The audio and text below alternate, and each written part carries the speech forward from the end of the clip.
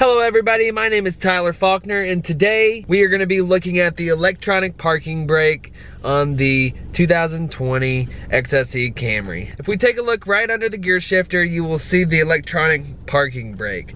It's going to have a P, that stands for your parking brake, and on the display it'll show up as EPB. Electronic parking brake, just so there's no confusion there. And then above it you'll see a hold button, so we'll get into this. It's actually a really cool feature. So to start out, we are going to put the vehicle in park. The parking brake is activated. It'll show up on your gauge cluster. The parking brake is activated. And when you put the vehicle in drive, it'll automatically disengage the parking brake and it'll show you on your gauge cluster as well.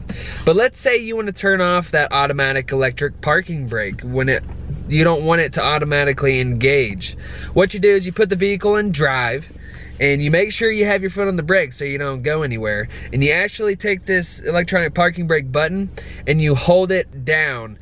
And you keep holding it down and look at your display up by the steering wheel, and it'll eventually say EPB shift interlock function deactivated.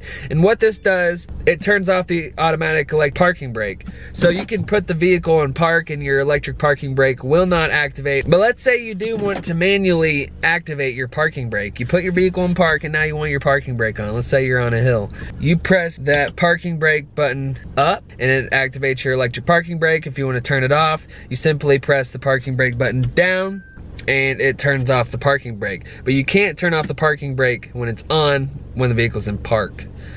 So with that being said, with the parking brake, you can't disengage the parking brake unless you have your foot on the actual brake itself. So you place your foot on the brake pedal down by the throttle and you turn off the parking brake.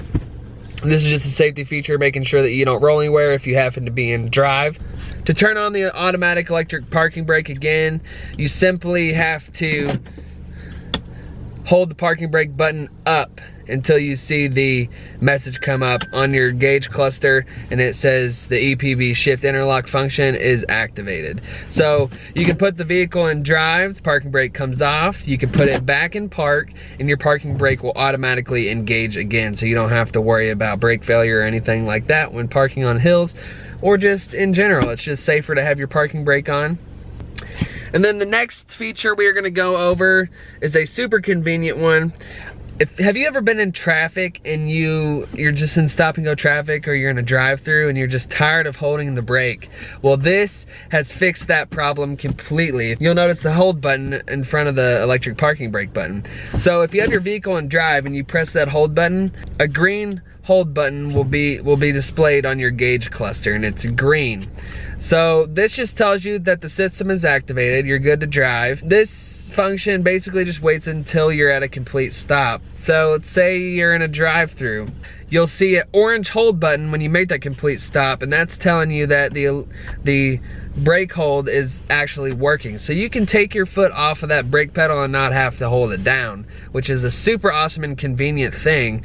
And to deactivate it, all you have to do is simply press the gas pedal and the vehicle will automatically take that hold off of the brakes and you'll be able to go. So every time you come to a complete stop, when that hold function is on, it's gonna hold that brake for you so you don't have to continue holding it.